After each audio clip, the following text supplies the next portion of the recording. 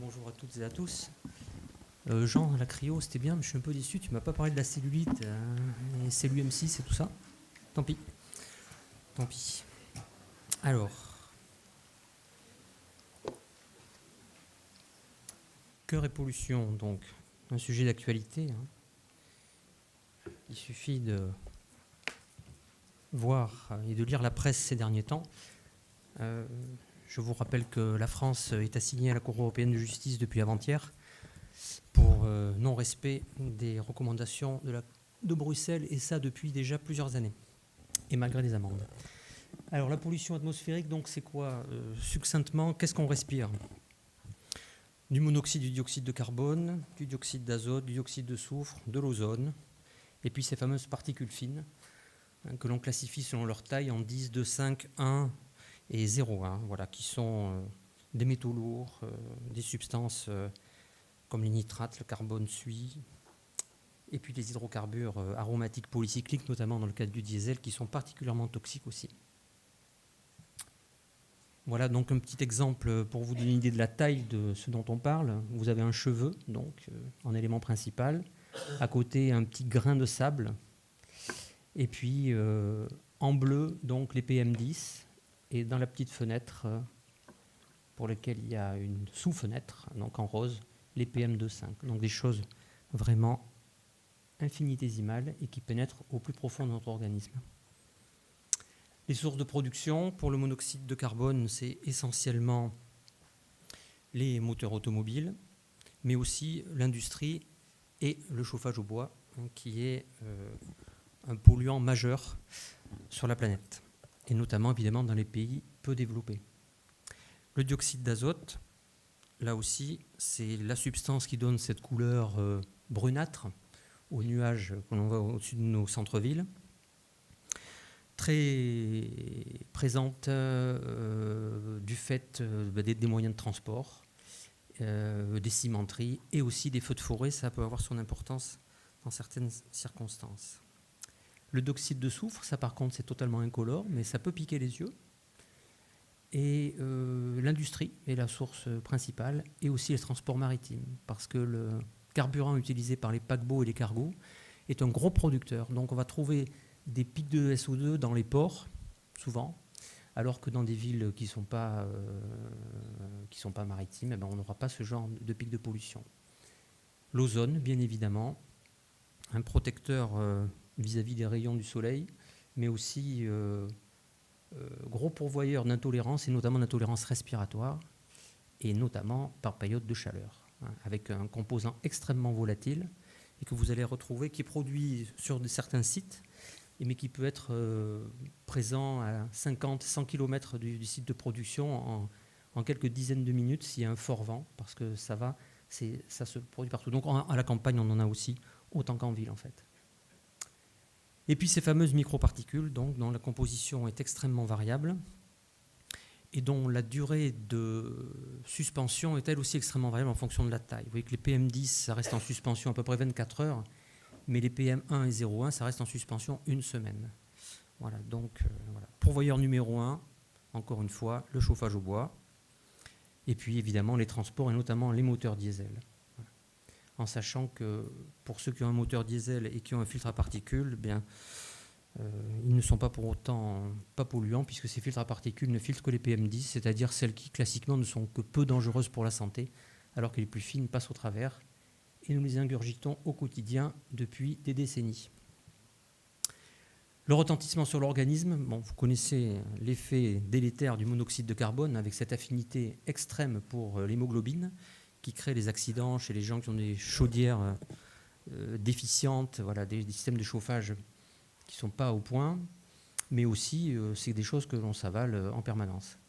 Le dioxyde de soufre, le dioxyde d'azote, l'ozone, des intolérances respiratoires et maintenant des toxicités cardiovasculaires avérées. Et quant aux microparticules, la toxicité pulmonaire et cardiaque est importante, et plus la particule est de petite taille et plus elle va pénétrer au plus profond de l'organisme. Alors les normes, on en parlait tout à l'heure, les normes européennes pour les PM10, c'est un seuil pas plus de 50 microgrammes par mètre cube, et si c'est plus de 50, les normes européennes, c'est pas plus de 35 jours par an. Voilà. Ben, en France, on a 15 villes, plus l'île de la Réunion, qui sont très très largement au-delà de ça, avec des valeurs de 80 à 100 et plus de 50 jours par an. Les normes européennes en PM2,5, le seuil c'est 25 microgrammes mètre cube, en sachant que la norme OMS, elle est de 10 microgrammes mètre cube. Voilà. Et en Chine, pays bien connu pour la pollution, comme l'Inde d'ailleurs, on a des taux de 1000 microgrammes par mètre cube dans certaines villes. Donc on est dans des valeurs 100 fois supérieures aux recommandations OMS.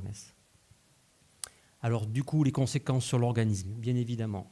Pour l'OMS, donc ça représente la pollution, c'est responsable de 1,5 à 2% des décès dans le monde, avec des diminutions d'espérance de vie, vous voyez, qui sont de l'ordre de pas tout à fait 1 an dans l'Europe des 15, et de 2 mois, encore de moins dans les nouveaux États européens. En Chine, c'est 1 300 000 morts par an, donc plus de 4 000 morts par jour. Plus de 4 000 morts par jour. Voilà. En Inde, c'est 700 000 morts par an. Et dans les pays de l'OCDE, à peu près 500 000 morts par an. Alors avec des coûts évidemment induits qui sont très très différents, parce qu'en Inde, la vie humaine a beaucoup moins de prix qu'en Occident. Mais enfin, les coûts sont faramineux. Et je vous rappelle par ailleurs, puisque nous sommes tous, en tant que professionnels de santé, soumis à des contraintes économiques de plus en plus dures, que, accessoirement, quand même, la pollution coûte à peu près au système de santé, en termes d'arrêt de travail, de maladies, de traitements induits, entre 68 et 97 milliards d'euros par an au système. Voilà une image qui en dit long, ce n'est pas la peine de grand discours. Vous voyez, à gauche, c'est marron, c'est le massif himalayen. À droite, c'est bleu, c'est la mer de Chine. Au milieu, c'est un gros tas de merde, c'est un nuage de pollution et dessous, c'est la Chine. Voilà, vue de satellite. Virgule. Alors les complications cardiovasculaires, elles sont connues depuis déjà bien longtemps maintenant. Elles ont été officialisées par l'American Heart Association en 2004, confirmées en 2010. Et en fait, tout ce qu'on n'aime pas, la pollution nous le procure. Donc l'effet pro-inflammatoire, l'effet oxydant, l'effet vasoconstricteur, l'effet prothrombotique. Et à chaque coup, quasiment, il y a les microparticules qui sont dedans. Mais aussi l'effet athéromateux, l'effet pro-arythmique, voilà, allonge le QRS, allonge le QT, altère la variabilité sinusale, donne des arythmies supraventriculaires, des arythmies ventriculaires, il y en a pour tout le monde. Et comme toujours, les microparticules sont régulièrement retrouvées comme responsables. Alors les conséquences cliniques en termes d'accident, avant tout des augmentations des syndromes coronariens aigus. Et là encore une fois, clairement, les microparticules sont les principales responsables, avec des relations linéaires entre le taux de concentration des microparticules et le taux de mortalité, avec des femmes qui sont plus exposées aux complications cardiovasculaires, et notamment quand elles sont ménopausées. Chez des coronariens déjà connus, là aussi, chaque augmentation de la concentration en microparticules génère une augmentation des accidents cardiovasculaires, infarctus ou décès. C'est aussi en termes d'arythmie clinique, FA, arythmie ventriculaire. C'est aussi des insuffisances cardiaques. Ça a mis un peu plus de temps à sortir dans la littérature, mais c'est avéré désormais. Et puis, c'est un nombre considérable aussi d'AVC générés par la pollution atmosphérique. Alors, pour ce qui est de l'activité sportive, et donc de nos sportifs, clairement, quand on fait du sport, on ingurgite plus de cochonneries, puisque votre débit ventilatoire peut être multiplié par 10, 20, 40, en fonction de l'activité physique que vous allez faire. Votre filtre nasal qui est relativement efficace pour arrêter les PM10, mais pas du tout pour arrêter les PM01 et les PM1, il sera de toute façon rapidement shunté. Et donc des inhalations très augmentées dans toutes les particules, avec une augmentation du risque d'infarctus et de mort subite à l'effort. Une petite étude animale pour commencer. On avait donc une équipe s'était amusée à soumettre des rats à une atmosphère riche en CO2 pendant 4 semaines, en CO, pardon, pendant 4 semaines, et les autres étaient en atmosphère propre. Et puis on leur a fait un test isuprel, et vous voyez qu'il y en a quand même un quart des rats qui sont passés à la trappe après avoir été soumis à l'isuprel une fois qu'ils avaient ingurgité du monoxyde de carbone pendant 1 mois. Alors, pour ce qui est des sports indoor, là, on a eu des questions par rapport au taux d'ozone, notamment, qui était augmenté dans les piscines, mais rien comme événement clinique particulier. Il s'est posé aussi la question avec les déco turf et autres de tous les revêtements de cours de tennis. Là aussi, il ne semble pas y avoir une toxicité particulière. Par contre, dans les sports de salle, c'est les solvants, les cols plastiques, les caoutchoucs, qui sont vecteurs, comme dans la pollution d'ailleurs à votre domicile avec vos moquettes, vos peintures et autres. Je vous rappelle que ça aussi, la pollution intérieure est quelque chose qui est agressif pour la santé. Et puis il y a un sport, enfin quelques sports qui sont particulièrement exposés, ce sont les sports de glace, avec les patinoires et notamment les surfaceuses qui sont des pourvoyeurs importants quand elles sont en moteur diesel, puisque après l'aération est de qualité insuffisante et donc les spectateurs éventuellement, mais surtout les pratiquants, ingurgitent une concentration importante de monoxyde de carbone et de dioxyde d'azote. Donc du coup, la solution, elle est en cours, elle s'installe un peu partout dans les patinoires, du moins en Occident, c'est de mettre des surfaceuses avec des moteurs électriques. Le retentissement sur la performance, il est évident aussi. On a plusieurs papiers qui montrent que... alors c'est des vieux trucs, ça date de 83 à l'époque. 30 minutes de jogging à Manhattan, c'était l'équivalent de fumer 10 cigarettes. Voilà que l'azote, évidemment, l'ozone, pardon, ingurgité est considérablement augmenté pour des efforts même intermédiaires. La mauvaise tolérance, ça les patients le rapportent souvent, la mauvaise tolérance à l'effort, notamment quand ils sont en zone très urbaine. Ce sont des gens qui font du sport, par exemple, en milieu rural d'habitude, et puis ils vont à Paris, ils vont voir des copains, ils font des joggings en ville, et ils ont des phénomènes respiratoires. Et ils rentrent chez eux et ils ne les ont plus. Et quand vous les investiguez sur le plan cardio-respiratoire à l'effort, vous ne trouvez rien non plus. La plupart du temps, il y a des pics de dioxyde de soufre. Parce que ce qui donne ça, c'est soit le pic d'ozone, soit le dioxyde de soufre. Mais comme je vous l'ai dit, l'ozone, on en a autant à la campagne qu'à la ville. Mais voilà. Mais le gars qui est en milieu rural, qui se plaint de rien, qui va en ville, qui a un symptôme et qui revient en milieu rural, qui ne l'a plus, la plupart du temps, c'est le dioxyde de soufre. Une façon, pour ceux qui sont connus comme étant asthmatiques, par exemple, qui consomment régulièrement de la ventoline, de faire le diagnostic a posteriori, c'est que le dioxyde de soufre, ça répond à la ventoline, la gêne générée, alors que celle de l'ozone est résistante à la ventoline. Donc a posteriori, c'est une bonne façon aussi de faire le diagnostic. Qu'est-ce que je peux vous montrer? Oui, ce petit papier là sur donc, ces hommes qui avaient été de 20 ans, donc qui ont pédalé en atmosphère pauvre et riche en PM. Vous voyez que en termes de vascularisation périphérique, eh bien, il y a un vrai déficit, alors qu'au niveau des pressions pulmonaires post-effort, ça augmente et une diminution de la performance. Voilà. On a des choses aussi avec des concentrations fortes. 300 microgrammes de PM2,5, c'est un gros pic de pollution. Là, en général, c'est alerte rouge. Normalement, la population est informée qu'il ne faut pas sortir et pas faire d'efforts soutenus. Mais bon, là, on trouve des atteintes respiratoires, cardiaques et vasculaires, avec des retentissements sur la performance. Par rapport à la pratique du marathon, il y a un papier qui s'est intéressé à ça. Et pour chaque palier supplémentaire de 10 microgrammes mètre cube de PM10, on avait un temps de marathon qui était augmenté de 1,4%. Voilà. Mais plus, semble-t-il, au niveau féminin que masculin. En tous les cas, il est sûr que si vous courez un marathon un jour où il y a un pic de pollution, ne vous attendez pas à battre votre record, ça va devenir très très difficile. Voilà, bon, je passe sur ça. C'est pareil, c'est montre des... Voilà. Alors, au total, une fois qu'on a dit tout ça, est-ce que oui ou non, il faut laisser nos patients faire de l'activité physique quand il y a des atmosphères particulièrement polluées?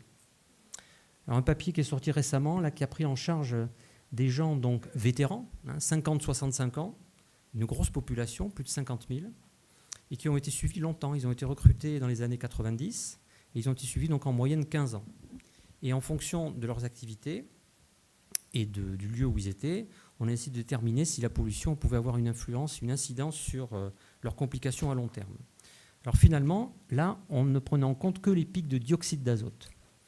Et le travail est relativement rassurant dans la mesure où il ne retrouve pas d'effet à long terme sur la mortalité cardiovasculaire et sur la mortalité liée aux complications diabétiques. Par contre, le bénéfice induit par l'activité physique régulière est quand même atténué à partir du moment où on le fait donc en atmosphère riche en dioxyde d'azote, au niveau respiratoire. Voilà. marche en atmosphère polluée, oui ou non? Là, il y a un papier qui fait un peu référence, qui est sorti il y a quelques mois, et qui est un papier avec une grosse méthodologie, qui est lourd. Ils ont passé beaucoup de temps. Ils ont pris 3 branches, donc des sujets de plus de 60 ans, donc a priori quand même à risque sur le plan cardiovasculaire, 40 sujets étiquetés sains, 40 BPCO, 39 coronariens. Et ils les ont fait marcher de façon alternative à Londres, donc, mais les uns, à tour de rôle, dans Oxford Street ou à Hyde Park. Voilà. Et puis ils ont analysé certains critères respiratoires et de rigidité artérielle périphérique et centrale. Et au total, finalement, on est rassuré, la pratique de l'activité physique améliore tous les paramètres. Mais évidemment, quand on marche en atmosphère particulièrement polluée à 2 ou 3 mètres des gaz d'échappement dans Oxford Street, on perd du bénéfice par rapport à celui qu'on a quand on est à Hyde Park et qu'on est déjà de facto à 10, à 50, 100 mètres de distance de la production automobile. Le seuil à peu près par rapport le seuil critique, ça par rapport à la distance, c'est 70 mètres à peu près. Au-dessus de 70 mètres, vous êtes peu exposé. En deçà, vous l'êtes beaucoup plus. Et a fortiori, évidemment, si vous courez sur le trottoir d'un boulevard où là, vous êtes à quelques mètres, c'est quand même pas très recommandé. Voilà. Une notion intéressante aussi dans ce travail, c'est que, ils ne l'expliquent pas vraiment, mais les gens qui étaient, les coronariens qui étaient sous traitement par statine, IEC et calcium bloqueur, eh bien finalement, le préjudice était annulé par rapport que ce soit dans la rue ou dans le parc, alors que ce n'est pas le cas pour ceux qui ne prennent pas de traitement. Donc un effet éventuellement protecteur de certaines molécules qui restera évidemment à confirmer, parce que jusqu'à ce jour, il n'y a que ce travail qui l'a montré. Alors qu'est-ce qu'il faut faire? Quelle est la quantité finalement d'efforts à recommander en fonction du seuil du taux de substances polluantes? Alors ça, c'est un travail anglais, encore une fois. On est dans le cadre d'un taux de pollution à 50 microgrammes de PM2,5. Donc c'est une journée de pollution, on va dire, normale, dans des grosses villes. Paris, voilà, Grenoble, qui sont des villes polluées, particulièrement polluées en France. Voilà, 50 microgrammes de PM2,5. Eh bien, on voit que finalement, quand on est à ce taux d'exposition-là, il y a un bénéfice pour la santé à faire du vélo jusqu'à à peu près 70 minutes de vélo. À partir de 70 minutes et au-delà, vous n'engrangez plus de bénéfices supplémentaires sur la santé. Mais déjà, 70 minutes, c'est beaucoup. Donc pour tous les trajets quotidiens, 20 minutes de vélo dans un sens, 20 minutes dans l'autre, clairement, même s'il y a une pollution assez significative, pédaler est bénéfique pour la santé. Si vous pédalez par contre 2 heures, ça ne sert à rien de faire plus que ces 70 minutes. Et pour que ça devienne délétère au total pour votre capital santé, les auteurs, eux, retiennent un cut, vous voyez, à peu près de 300 minutes, donc 5 heures de vélo. Voilà. Donc quand même, globalement, c'est un message assez rassurant qu'on peut faire passer à nos patients, c'est-à-dire que même si on est en atmosphère polluée, il vaut mieux qu'ils aillent bosser en vélo, que par contre, effectivement, partir sur une cyclo-sportive ou une randonnée et se taper 10 heures de vélo. Mais en général, quand on est dans ce contexte-là, on sort d'une ambiance particulièrement polluée. Il n'y a que l'ozone qui reste, aussi disponible, si je puis dire, en montagne ou en campagne. Voilà, donc ça, c'est la courbe avec, en fonction des concentrations et des durées, quelque chose que vous pourrez retrouver sur le site, qui est assez intéressant parce que ça permet donc de calibrer les durées d'effort en fonction des seuils de pollution annoncés. Voilà. Alors, quelle prévention pour nos patients? Évidemment, ce qu'il faudrait, c'est diminuer les sources de production. Ça, c'est clair. Donc, ça marche quand on le fait. Ça marche, on le sait. Il y a eu des expériences à l'étranger qui ont été menées. Et l'expérience en très grande échelle, c'est Tokyo, où on a diminué de façon considérable le diesel et on a diminué la mortalité cardiovasculaire pour des expositions chroniques de l'ordre de 11%. Voilà. Après, nous, patients, on subit. On n'a pas grand-chose à faire si ce n'est se renseigner. Voilà. Donc il y a des sites qui nous renseignent sur ça. Il y a des applis maintenant qui sont disponibles aussi pour trouver des trajets un peu moins pollués que d'autres. Et puis il y a Bruxelles. Pour les anti-européens, Bruxelles en tous les cas est en train en ce moment de protéger le citoyen français et le citoyen allemand et de tamponner grave nos gouvernements qui ne font pas grand-chose pour traiter ces problèmes-là. Donc peut-être que ça ira un peu mieux dans quelques années. Voilà. Les sports indoor, bon, il faut avoir un air propre, donc avoir à disposition des systèmes efficaces. Les extracteurs, ça ne marche pas très bien parce que ça ne fait qu'évacuer l'air de l'intérieur, mais ça rentre de l'air pollué. Donc il faut en fait des filtres. Mais comme vous le voyez, il faut plusieurs niveaux de filtres et de toute façon, ça ne filtrera pas en dessous de PM3. Voilà. Donc en pratique, consultez les prévisions météo. Pas d'activité physique à proximité des grosses voies de circulation, hein, si possible au-delà de 70 mètres. Donc pas d'activité physique à proximité des rocades, des boulevards. Évitez les rues canyons. Les rues canyons, c'est ces rues étroites avec des très hauts bâtiments. C'est par exemple, voilà, c'est le 1er arrondissement de Paris, c'est le 5e. Voilà, c'est des rues étroites avec des bâtiments qui font 5, 6, 7 étages et où là, le vent n'arrive pas à balayer et à rincer la pollution. Quand il y a des pics de pollution, pas de sport intense. Quand vous êtes en vacances dans une zone où il y a des feux de forêt, ça existe, dans le Massif landais, dans le sud de la France en particulier, en Corse, vous avez, évidemment, si vous êtes à 20 km de l'incendie qui mobilise 2000 pompiers, ce n'est pas le moment d'aller faire du vélo à Donf. Parce que là, vous allez vraiment absorber beaucoup de cochonneries. Voilà. Si vous devez faire qu'une seule séance, c'est plutôt le dimanche matin, quand il y a moins de voitures qui roulent. Voilà. Quant au masque, ça ne sert à rien, très clairement. C'est difficile d'abord à supporter. Dès qu'on met un peu d'intensité, on a beaucoup de mal à ventiler. Et puis ça ne vous protégera pas du tout de tout ce qui est PM, particulièrement toxique, c'est-à-dire celle à moins de 2,5. Et puis pour finir, la cigarette, c'est quand même un polluant majeur, ça aussi. Et si vous pouvez vous en éloigner, ça sera tout bénef. Je vous remercie.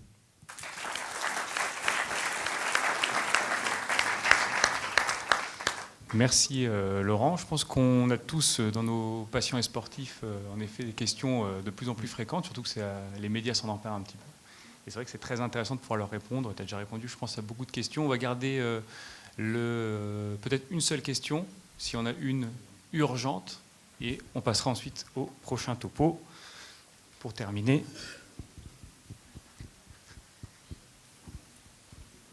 D'ailleurs, moi, je donne souvent ces conseils-là comme 11e règle d'or.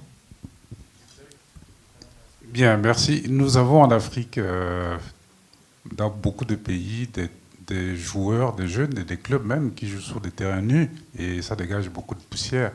Alors, est-ce qu'ils courent les mêmes risques cardiovasculaires, et 2, est-ce qu'il y a un impact sur leur performance? Alors, il n'y a pas de publication sur tout ce qui est projection, suspension tout simplement de terre, parce que tout dépend de l'endroit où on est. Mais il est fort probable dans tous les cas qu'en fonction des endroits où vous jouez, effectivement, il y a des sols qui sont riches en substances potentiellement plus embêtantes que d'autres pour la santé, oui, clairement. C'est la même chose pour tout ce qui est nettoyage municipal, des trottoirs par exemple, avec des jets à haute pression, où ils vous nettoient en particulier toutes les crottes de pigeons. Et ces trucs-là, ça reste en suspension, comme on l'a vu, après plusieurs jours. Donc il ne suffit pas de passer juste 1 heure après les ouvriers municipaux. Voilà, ça reste en suspension. Et vous mangez effectivement de la crotte de pigeon en suspension régulièrement quand vous faites du sport en atmosphère urbaine. Entre autres, des merdes de chiens, etc. Mais c'est un vrai... Bon, on n'y pense pas, mais il n'empêche que... Voilà, c'est sûr. C'est sûr. Alors après, pour répondre à votre question en termes de terrain, tout dépend de l'endroit où on joue, effectivement. Mais je n'ai pas vu de papier particulier par rapport à ça. Mais forcément qu'on ingurgite aussi de la cochonnerie. Merci beaucoup.